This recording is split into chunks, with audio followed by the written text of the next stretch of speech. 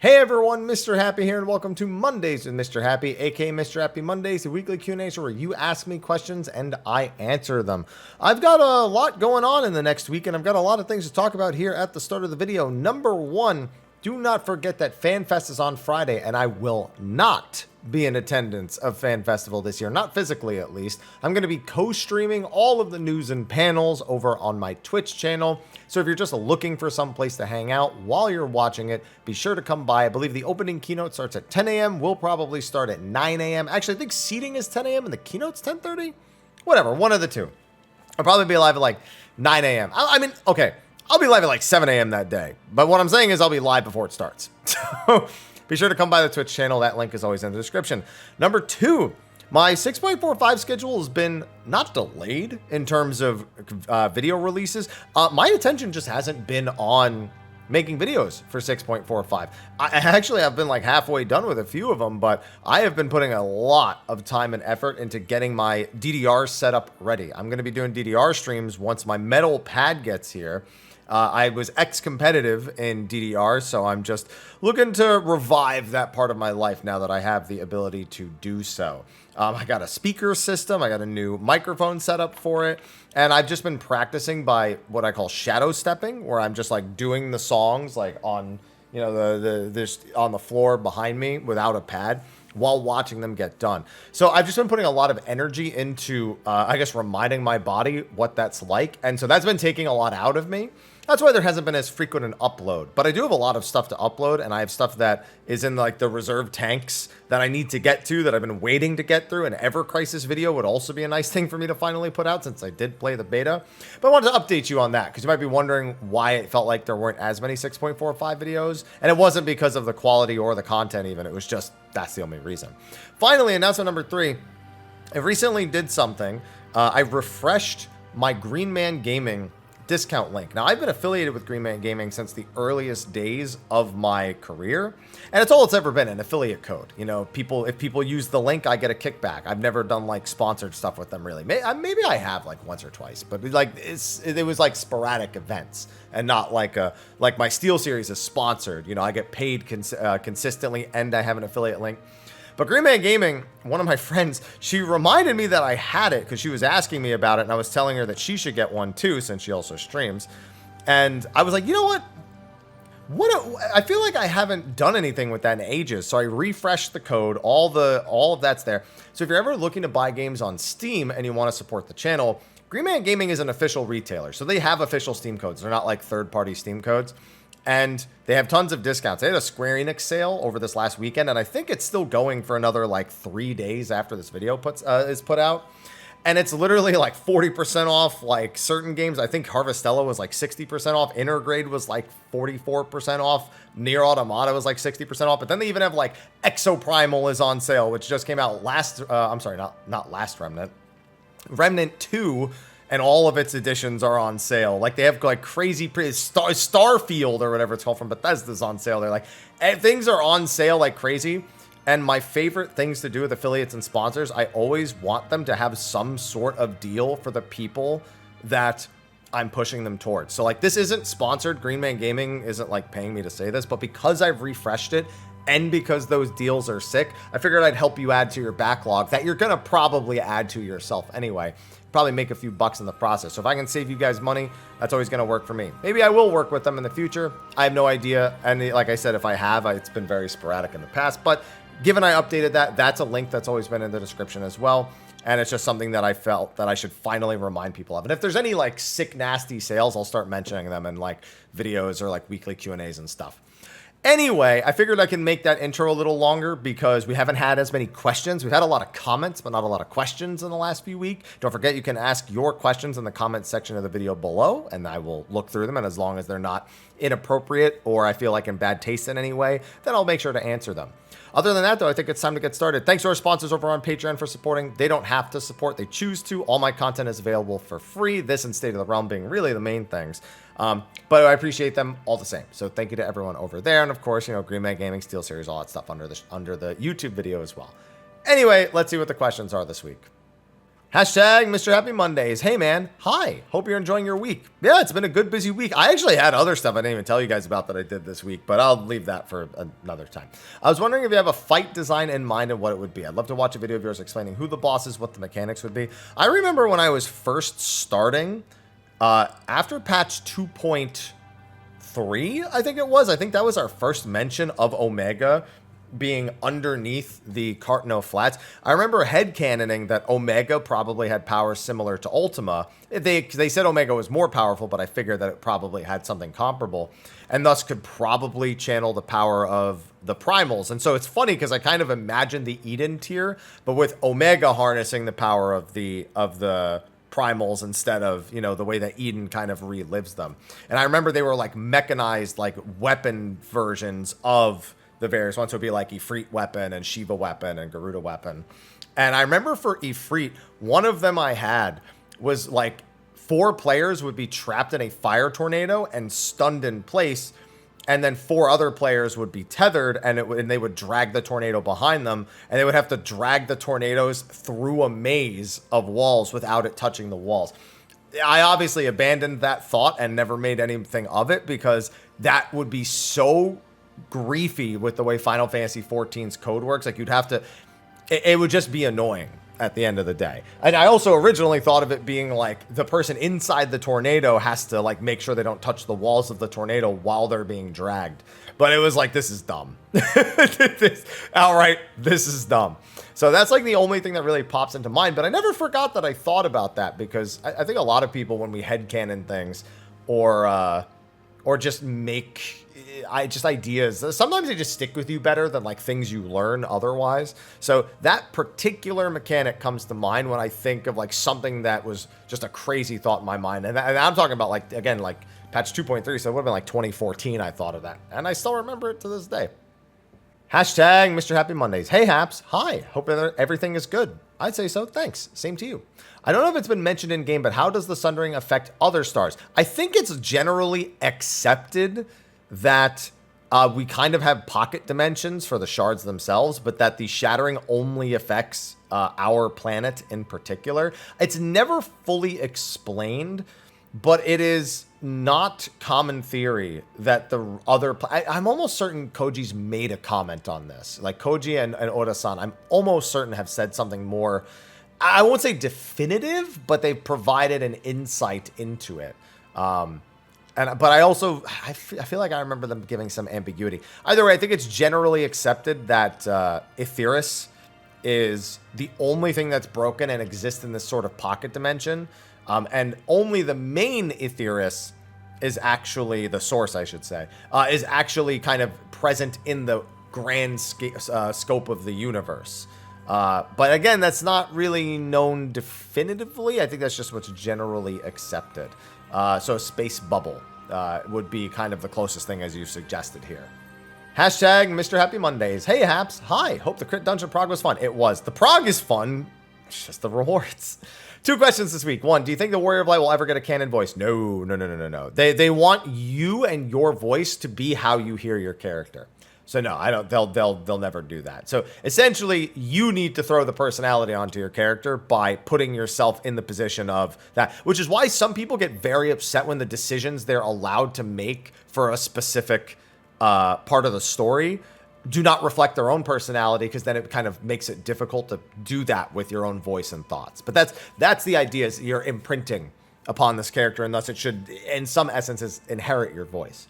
And 2, do you think Square Enix would ever delete raises from healers? No, I don't think they'd ever delete them and do something like variant raises.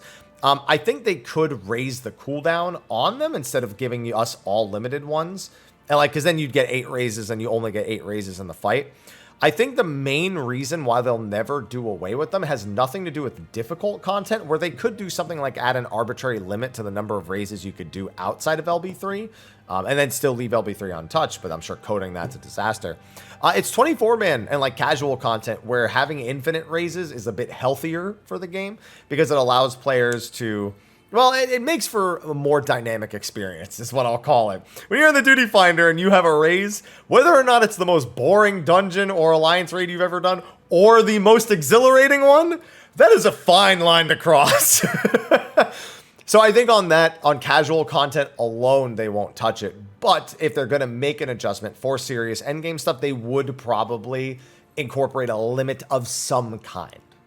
Hashtag Mr. Happy Mondays. Hello, Haps. Hello. With 6.5 a few months away and 6.55 even further, probably October and December respectively, do you think they will stick to a trend of having part 1 and part 2? Oh, I mean, they've pretty much already told us they are. They mentioned that 6.55 would kind of thrust upon us this major event that would really propel us story-wise into whatever the expansion is going to be. So they have already pretty much told us they are going to be doing that, and that's not really much of an issue for them to do anymore. The only patch where that was a struggle for them development-wise was 2.5, because in 2.5 they developed it as if it was 2 entire patches worth of story, like a 2.5 and a 2.6, but 8 weeks apart from each other. However, every 0.5 and 0.55 after that, they said they've designed it as one story split into 2 parts. So because of that, the volume is not as intense, and thus it's not that difficult for them to split it. It's way easier on the resources. So yeah, they've pretty much already told us we are getting that. So unless something's changed since they made that statement, which is always possible, that's what I would expect. Hashtag Mondays with the cats and Mr. Happy there too, I guess. I thought that said tool guess for a second. Thank you, Ellen I. Hey, Haps. Hi. Hope you're doing well. I would say I passed myself into the grind stream of getting all 10 Zodiacs. I contemplated doing it, I think I got all of them to the book step and then stopped. Since you've been following the game from even before 1.0 with all the X-Packs coming, some major gameplay removals, gameplay changes like removal of TP and cross-class.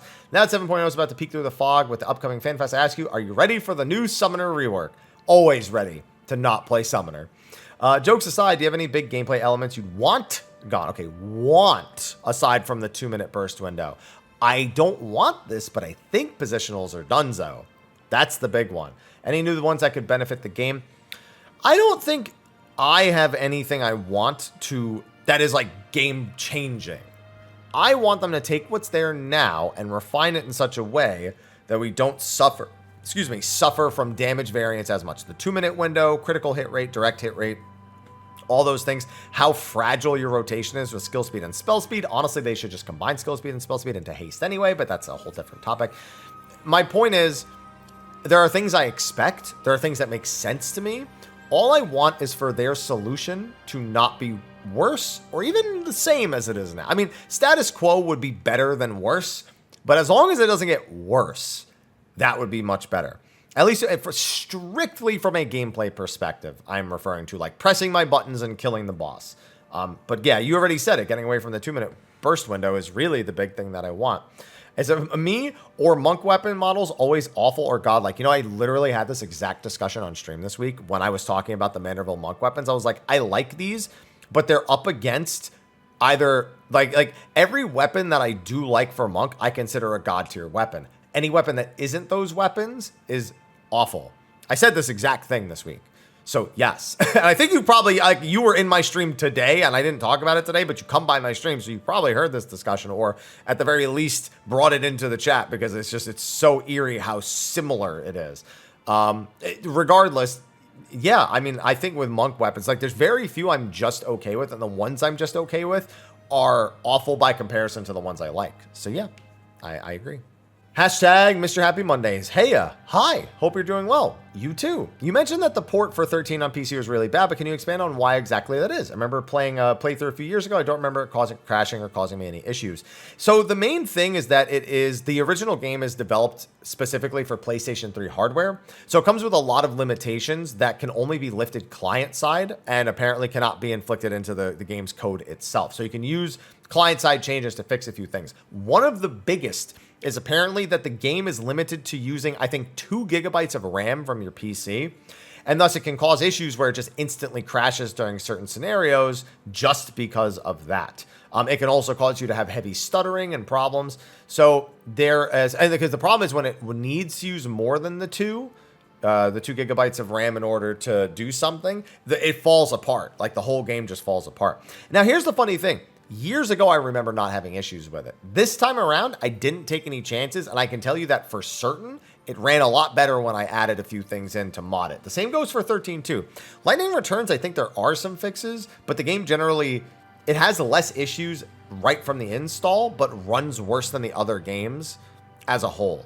So it's this like weird middle ground. But yeah, that's the big thing, is that because of what it was developed for, it automatically limits the resources that it can pull from your PC, and that can cause issues.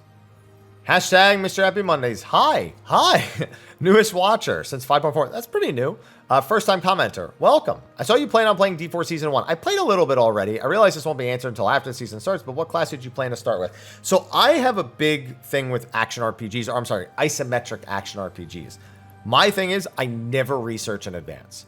One of the most fun things about isometric action RPGs like Diablo, like Path of Exile, or anything within that genre, but it could be the Van Helsing games for all I care, is that I want to get into the game, experience it organically, and go about the discovery process organically. I don't look at skills in advance. I don't make decisions about what I'll play. I get to the login screen. I look at what my options are. I decide in that moment. Now, I have some predisposition with Diablo because I played the other games, and I played them quite extensively. In that I, of course, knew the class I was leaning towards, which, of course, was Necromancer because of Corpse Explosion, one of my favorite skills. But that was it. Like, all I knew is that they had Corpse Explosion, and that's all I needed to know, in all honesty. So I did end up picking Necromancer, but man, dude, Diablo 4, the early game is so agonizingly boring. The idea of making a Diablo game an MMO light, where it's got all the exploration aspects and it's got all the side quests and the lore, a lot of that there's technically nothing wrong with. I mean, I played Lost Ark and it has a lot of the same things, you know. But Lost Ark's lore I already didn't care about, so I didn't really feel bad skipping through it. Diablo, I do care about the lore, but my word, do I not want to have it forced down my throat in order to unlock rewards, to unlock skill points, Paragon points, and it just drags the pace of the game until you're done with the story, and then you can just focus on seasonal stuff. I genuinely miss Diablo 3's pacing after playing just like 6 or 7 hours of Diablo 4. So I don't know how much I'll play it, but man, is it a drag if you didn't. I mean, I'm sure people went through this with the Eternal Realm when they had to do the story the first time, and now they're super glad they don't have to do it again. But it's just, it's just agonizing. But yeah, Necro is the answer to the question, though. Hashtag Mr. Happy Mondays. Bonjour, Monsieur Haps. Hello. With the release of the latest Criterion and the lack of improvement to the reward structure, I find myself wondering how the particular content is doing on JP. So the first Criterion survived very well on JP for about 3 to 4 months before falling off. So actually it got pretty close to the next major patch before falling off, or even into the next major patch. I can't see it going any other way than the previous one did on NAE. No, it lasted longer on JP. There were actually groups running it a lot more frequently. And you know what? That probably helps, that I think people, at least for normal mode, are way more willing to just queue into something. Almost nobody is going to queue into Criterion Normal on NAEU, because you can queue in and it'll do 1 tank, 1 healer, 1 melee, 1 fizz range for normal mode. You just can't do that for Savage, where you need a pre-made party. And in JP, that's literally how they do clears and re-clears. They just queue into the raid finder. So it's the culture alone allows it to survive longer in JP than in the West. So yeah, I don't know about this one, but I know that the old one, I've even got to say, this one for me has already felt like people have more interest in it despite the rewards, because more people seem to want to try to actually clear it than the number of people I witnessed anecdotally want to clear the previous one. And I see people going back and even working on the previous one that they skipped while or after doing this one. Maybe that's also because, you know, we're about to be in the big content lull where hardcore raiders essentially can only go back to old content now, so that might be changing the perspective a bit. But no, so I think I talk about this in my thoughts video, in that I genuinely think by the time this dungeon was made and designed, and I guess not made, but by the time they had already decided everything they were going to do for this, it was before the first Criterion came out, which means it's exactly what happened with Pagos, where Pagos essentially had no player feedback incorporated into it because it was already in the pipeline, like too far along in development for them to change it. So they had to be like, okay, so this feedback goes into the third one. The problem is with Pyros, that was fine because it was in 0.45. It was in a progression patch. It was well timed. Criterion is going to be in 0.55 for the third one, and that is too late. It'll tide people over just because it's another piece of, hardcore content for people to enjoy for like a few days or a week or whatever. But it is going to be, the hope is to see some sort of improvement there, because if it doesn't improve there, that's a problem. More so than it not improving here, which kind of just genuinely didn't surprise me all that much. Hashtag Mr. Happy Mondays. Ayo, Happo. Hope you are enjoying the new content. I am. I got all my Blue Mage stuff done. I got all of my Criterion stuff done. I want to do more Criterion, to be honest, so I got to find some groups for that, but otherwise it's good. 2 questions. I'm on OCE, so helping first timers makes this very noticeable when I see is that it for the 10th time that week, and there's only so much sandbagging that I can do. Wait. It makes it very noticeable when I see is that it. What is the best way to get the team to implement item level sync for 3.0 final bosses? I think I answered something like this because somebody was asking like 3 or 4 weeks ago about people skipping the final mechanics of 6.0's final boss, which kind of kills that final scene a little bit because you just aren't in it for as long. You don't get as many dialogue pop-ups and everything. And I don't think there's a way. They don't want to. I mean, there already is. So item level sync is you're asking for. They were asking about people. No, I mean, yeah, that's what they were asking about a few weeks ago. Yeah, because they said the boss was dying too fast. So I don't think there is a way. They don't want these bosses to always be dragged out experiences. So no, I don't think you can. 2, why does using potions feel like actually the worst thing in the world? Because they're coded differently and it's annoying. That's the answer. I don't know why. They just are. I would love for that to not be the case, but it is, and we just deal with it. Hashtag Mondays with Mr. Happy. Hey, Happy. Hi. Hope you're doing well. You too. Apologies for the wall of text, as you called it with the previous. I mean, some people just type like that, so I just acknowledge it when it happens, and I just go, okay, I got to get through this somehow. Granted, it was 2 questions together, but I swear I didn't think it looked that bad when I typed it. Every time, if it's a wall of text, that means somebody looked at that and said, that's fine, and they don't think it's a problem. But everybody reads, like, the way that, like, our brains process blocks of text is all very different, and for me, it's, it's definitely a bit of an overload. Everyone's different. Anyway, since we haven't gotten it yet, do you think they'll finally tell us in the next live letter what the new gold saucer game? I don't even know if it's going to exist at this point. Like, it's been so long since they mentioned it that I'm just pretending it's never going to happen. That they made it up and they're just hoping we forget about it, even though we aren't. So, no, I don't think we'll ever hear about it. I don't think we'll ever know what it was supposed to be or what. They'll do something, but I don't know. I don't think it'll be that. I don't know. Hashtag Mr. Happy Monday. Hello, Mr. How is Happy? Huh? I've been replaying the MSQ with a friend recently. Just made it to Elpis and noticed the moon appears in Elpis, but only during umbral wind weather. And upon further investigation, found the moon itself got the umbral wind weather, as does Eureka Pyros. 1, is there a connection here? 2, my friend insists the moon in Elpis is a bug and didn't exist pre-sundering. Is she right? And 3, is it an illusion? No, they have a moon, but they seal. Let me see if I can put this. One of our moons in A Realm Reborn, or I'm sorry, before A Realm Reborn, is an artificial construct from the Alligans named Dalamud, which imprisoned Bahamut. The other moon has existed, but they just kind of stuffed Zodiark in there, like he's a dumpling, like he's a dumpling filling, and then they have the Loprits doing their stuff on the source as well. So no, yeah, it's supposed to be there. It's just that's where they stick them in there, like get in there. Come on. No, they have moon. They know moon. They could make a moon if they wanted to. They could replace a moon. They have a moon. Not much to think about.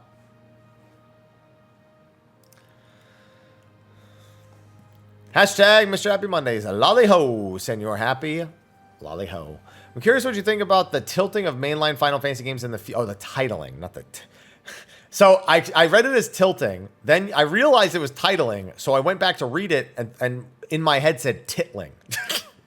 Went through a roller coaster right there. I feel like 16 is the last Roman numeral. Natural set. No, they're going to do 17. They're going to keep going. They're not, actually, okay, so I'll be fair to this topic. Yoshi P himself said that they considered dropping the number. So they're going to leave that up to the next development team. They probably want to call it 17. But at the same time, I wouldn't be shocked either way. I don't think it means, nothing's definitive. As just spectators to the way that, you know, Square wants to handle it and like comments. There's no way to say I think or I think they should or what. All I'll know is they'll tell me the next mainline Final Fantasy game is dropping. This is it, and I'll play it. And that'll pretty much be the end of it. Hashtag Days with Happy Man. Hi. Sure hope I can catch you in time. I know. Oh, I was about to rail you for not saying hello, but you do say hey. I see it. I see it. I know you answer create these earlier sometimes. I missed the window last week. Yeah, no, I'm doing this Sunday. It's like 2:49 p.m. right now. That's like the normal-ish time, like 2 p.m. on Sunday. Just, you know, sometimes it doesn't work out that way, you know. But most weeks, yeah, it'll be around that time in the afternoon. Hey, man. Hey, good man. Just want to get your thoughts on this idea. Thoughts, questions are really tough. It depends on the thought, because sometimes people kind of take me on tangents where it's like, here's this crazy idea. What do you think of it? And it's like, I don't really value my opinion heavily to like have much, but sometimes people suggest ideas about 14 that they think can make the game better. And there is some discussion to be had. So let's see which one you are. Would you be opposed to being able to purchase EX Trial TT cards? See, that's a good one. No, I've been saying this for a while, actually. You should be able to.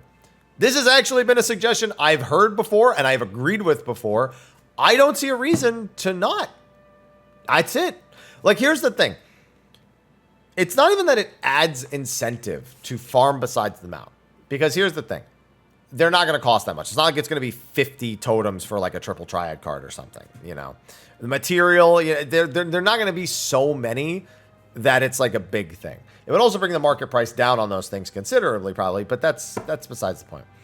It's just simply the fact that there's no reason why you can't. They're all rewards from the same thing, and you can only buy the rarest thing for the most number of like, it just, why not just a triple Triad card for like 10, I guess, or even 5? I don't care. Like, just do it, right? Just do it. That's how I feel. Just do it. Hashtag Days with Mr. Happy. Yo, Mr. Happy. Hi. Welcome. Have 2 DDR-related questions. That's going to be a new thing, isn't it? Yeah, buddy. Though I'd understand you not wanting to answer the first one for privacy. How is the noise from a metal pad in your home not going to be an issue? Remember people damn near coming to blows with the downstairs neighbor. I don't have a downstairs neighbor. That's the reason why I'm buying it in the first place. I live in an apartment complex, and I live right above the garage. That is the reason why I'm buying it. So, no, yeah, otherwise, that's why I haven't had one all these years. Because it's never made sense, because I had a downstairs neighbor. They would have killed me, without a shadow of a doubt. But I do not have a downstairs neighbor right now. That is why I'm buying it. 2, what was the DDR scene in your old stomping grounds like? Pretty close-knit in northern New Jersey. There was a lot of places where people just congregated. We also very regularly went up to the Palisades Mall in New York. Because they had in the Groove machines and they had more up-to-date DDR machines in the Palisades Mall arcade. So, I would say it was a lot more, it was tight-knit, but in terms of the individual personalities, it was a lot more, I would say, nerd culture. Like it was a lot of people who didn't normally do a whole lot of socializing being in one place. And it was like a place for us to socialize with one another. And more, there was very little, there was never any drama. There was never any competitive nature. There was just fun. Like I never once had an issue with anybody who I regularly saw at the arcade. And I think it's just because everyone they were like, hey, I'm going to play DDR. Like, what's the big deal? That's it.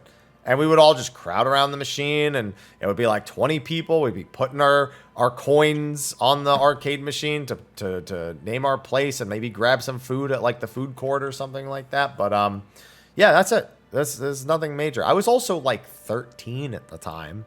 So it's not like if there was anything like that, I would have known. So now to think I'm 32 going on 33 20 years later, and I'm about to be doing it again, but not going to the actual physical arcades. I should check. San Francisco almost certainly has them. Maybe Dave & Buster's or something, if that's even still open in San Francisco. But I should take a look.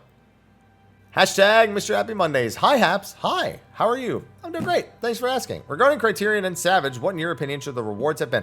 I think Savage doesn't need to be adjusted much. I think bragging rights style rewards are good enough. I think an indoor housing item is insufficient, though. I think at the very least, an outdoor housing item. Number 1. Okay, let's start with Savage. Number 1, outdoor housing item. We have Island Sanctuary now. You can make it outdoor and we can actually use it. If we not stick it in my apartment, I can put it on my island.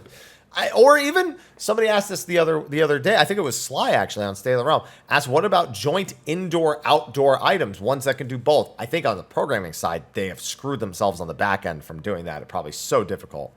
But, I mean, that would be the ultimate thing for indoor or outdoor for something like that. Makes sense. I also think it should have all the normal mode rewards as a possibility. It should give you the 4 coins that you normally get from normal mode. And if they change the loot in normal mode, like giving it upgrade materials or adding new stuff, all of those should also be potential rewards in Savage. There's no reason why it isn't. It's just like, bro, I just beat the same dungeon, but I wasn't allowed to die. Like, what? You know what I mean? It just doesn't make any sense. And then for normal mode, at the very least, add upgrade materials. If you need to weekly lock it out, I don't get me wrong, I'm sure you cannot simply add them as a weekly lockout material unless you want to make them cost coins. But then coins aren't weekly locked out, so given when you unlock it, like, you'd have to start changing the way that you philosophize and like balance all the other stuff. So it's like there's just other things that need to change in the game to allow for that to be more possible. But all the same, I think they just need to add an alternate gearing path. And Savage can be mostly bragging rights stuff, maybe a glam weapon or glam body or something that people you can lord it around that isn't a title. Like Ultimate has the weapons. That's like a big thing that people like. Do I think it's feasible to add 19 weapons for every Criterion? Probably not. But you could add something that you could only get from Criterion Savage that acts as sort of that hey, look at me, look what I did kind of thing. Like, that's like one of the main reasons you do it. Also, better titles. Ascendant Ascetic is not a good title for like the difficulty of that content. And those are just a few suggestions, I suppose. But yeah, they definitely need to be better. Hashtag Mondays with Mr. Happy. Hey-o, Haps, and a hello if the question above me missed one. It did not, but I appreciate you being forward with it. I was curious what the Spider-Man t-shirt HP wore for Stormblood Fan Fest reference. It's so dumb. It's so dumb.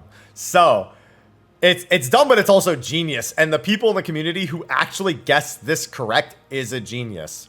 So, the director of the first Spider-Man trilogy, of the live-action Spider-Man trilogy movies, was Sam Raimi. In Japanese, his name is pronounced closer to Samuraimi.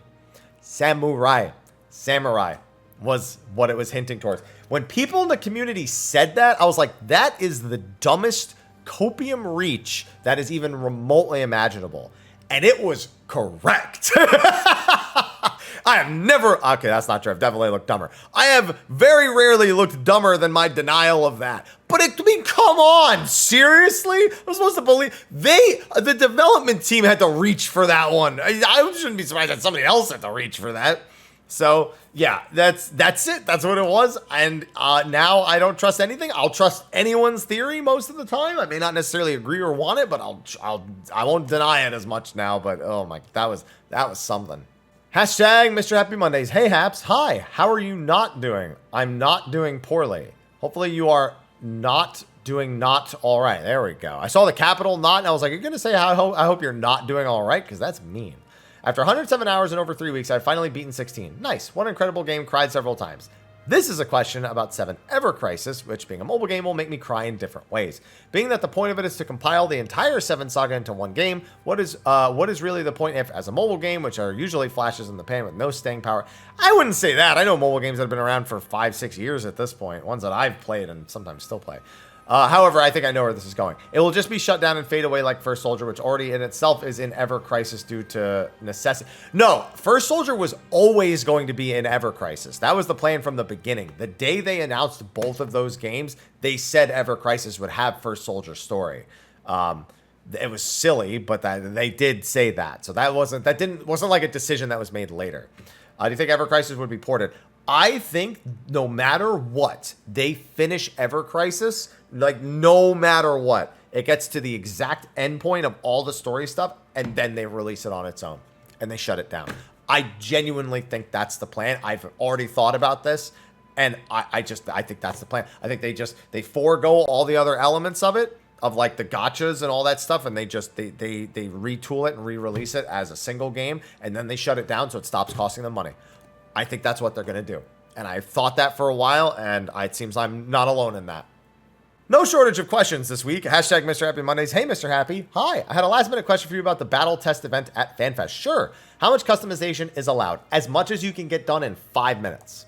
Because they will reset everybody's settings between every seating of people. However, you cannot bring stuff and plug it in.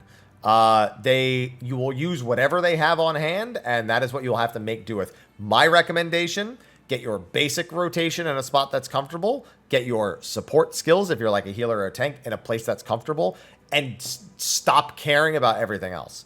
Like, if you can find a decent place to put like all of your OGCDs and cooldowns in a way that works with whatever setup they give you, great. Make sure you can at least do the job at its bare minimum functionality and keep people alive. My biggest thing, if you have a res, make that readily available if you're pugging. So, yeah, that's it. But no, don't bring your own peripherals. I don't even think you're allowed to bring your peripherals into the convention center. Like, I don't know how some people are going to do, like, their cosplays and stuff for the convention center itself, because you're not allowed to bring a lot of things into that place. It's, like, ultra, like, stingy about that kind of stuff. So, phone. Quiet.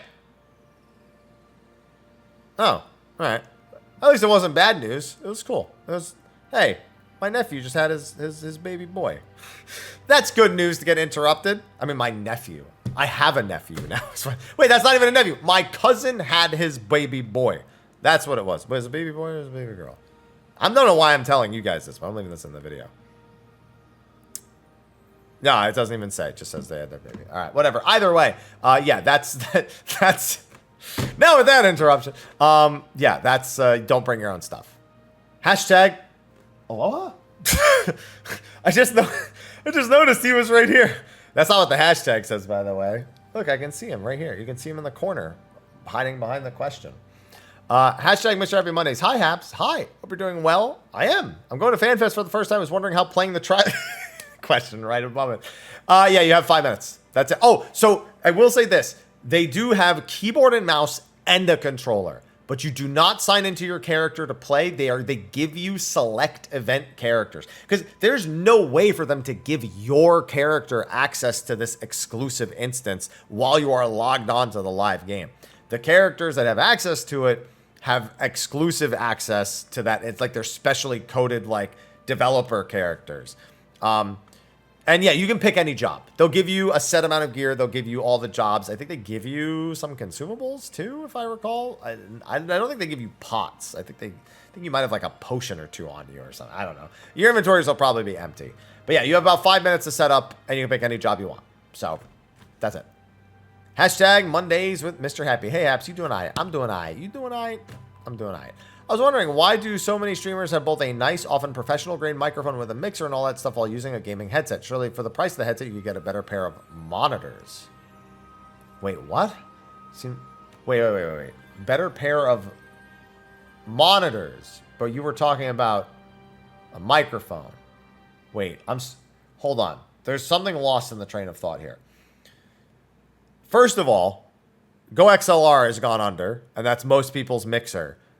I personally find that unless you have a professional grade mixer, they are a waste of time. Go XLR was a piece of shit. I don't care that they're gone. I don't even know why people use them. It broke 90% of the time anyway.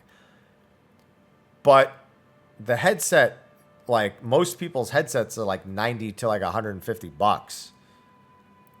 Monitors, good monitors are like, these are $800 a piece. I could not get a better monitor with the however much money. Now these are very expensive, but I'm also sponsored by SteelSeries, so I don't really care about that. But I'm really confused about the lining, the question in the line of questioning, I suppose. So maybe we revisit this next week, because I'm very confused about the jump from microphone to headset to monitor and how which correlates and causates and brain. Hashtag Mr. Happy Mondays. Hi, Haps. Hi. Looking forward to FanFest. I'm looking forward to watching it from home and not having to travel. So, Tomes, your thoughts? That's not where the question ends. I'll scroll down to the rest of it. Okay, in all seriousness, surely after players and content creators alike have been unhappy with it, there are a lot of people who are perfectly fine and or content with it. It's every single relic. Again, it's the same thing. The people who don't like it are ultra loud, and it makes it seem like everyone hates it. And then there are people who just do it and shut the hell up. So first of all, they almost certainly decided this was going to be the case from the moment they made the relics. And as such, there is no room for making a giant step. They're not going to be like, oh, well, we plan to do tomes, and tomes. But people didn't like it after the first 2 times. So now let's make this huge intricate quest when we're 3 months from releasing the next step. I know that their quests technically aren't intricate, but that does completely change and interrupt the flow of content development. So this was all decided well before. And it's not going to change. It was never going to change. We just had to hope that maybe they planned not to do it. And now they'll hear us about not doing it in the next expansion. And that's all we can hope for. Hashtag Mr. Happy Mondays. Hey, Happy. Hi. Hope I made it before the cutoff. You did 5 hours ago, and I started recording an hour ago. Well, yeah, I mean, about an hour ago would be the normal time. It's been 45 minutes. Have you done the new Blue Mage stuff yet? I have. I'm a big blue enjoyer, and I finished my blue log with the remnants of my blue static. I think all of us are largely disappointed by the update. No mount, 75% tanker joke spells, 0 healer spells. Carnival Stage 32's achievement is a slog. Is it a slog? I didn't think it was. I more so would say it wasn't as challenging as the previous ones, but a slog? I mean, yeah, obviously spamming Goblin Punch isn't exactly the most exhilarating thing, but I don't know. I didn't have too many issues with it personally. Do you have any general sentiments regarding the blue update? Yeah, I just wish there was a mount reward for the raids. Like, raiding on blue is already kind of a struggle to get the 8 people together that are all interested in it. But at the same time, how am I supposed to convince them for titles or achievements? Like, I can't. And I'm not going to. That being said, I also agree with the spells, but that was always going to be an issue with Blue Mage. I've said this from a long time ago. I was shocked they even kept finding ways to give us new spells at all, because we only have so many spaces, and the way we use those spaces or use them at the old level caps, like, what else are you gonna do? You know what I mean? The only other thing you can do is make spells that are good in carnival matches or old carnival matches that we've already done, so then they become useful for like weekly carnival stuff, but that's kind of it. Because that's Blue Mage. Like, that's just the nature of Blue Mage. And it's true in 11 also. It's true in every Final Fantasy game that has Blue Mage. You find the few things that are really good and you shun the reason why they even added all the other stuff. That's just how it is. But so for me, really the only thing is the no mount again, which was really disappointing. But other than that, I mean, it was as expected for me for Blue Mage. It's like, I just wasn't surprised in any capacity. Hashtag Mr. Happy Mondays. Hello and good afternoon, or good evening. Hi. Is it strange that a large amount of NPCs start referring to the planet by its long-forgotten ancient name of Aetheris when everyone was previously calling it Hydaelyn or our star? No, because a lot of people witnessed the end of days, or know about the end of days, or were involved in the end of days, and thus had to be educated about the end. Well, I say the end of days, the final days. Like, all of the world, and that's kind of the point of all the role quests, is affected by it at some point or another. And in order to explain why all that's happening, you kind of need to give a lot of people the whole story. And now that they know, they're like, oh, I guess I'll just call it Aetheris now. That's it. Now, that doesn't explain everybody, but it doesn't surprise me because we know that's what it's called now. Hashtag Mr. Happy Mondays. Hello, Mr. Happy. Hi. Apologies if this was evident before, but as someone who joined the game in late Shadowbringers, is there a reason Square Enix hasn't made a rival Wings Roulette? No, there isn't. And we're all still very upset about it. If there is a good reason, I don't know what it is. But we all don't understand it either. And we will continue to not understand it. And I will continue to hope they stop doing 3-team PvP modes and do more 2-team PvP modes and do the large-scale ones alongside Rival Wings and add a roulette. Do something with it, please. And that was actually the last question for this week. There were a lot more questions this week, and I suspect next week we'll have a a lot of questions, given the FanFest stuff on Friday. So yeah, that's going to be a wrap for this video. Hopefully you didn't mind the little bit of the longer intro. Be sure to like, favorite, subscribe, and share. Check out all those links. And of course, ask your question below if you have one. But anyway, with that, I'll hopefully be seeing most of you on Friday. And of course, be on the lookout for the usual releases this week. Anyway, appreciate you tuning in. I'll see you all then. And until then.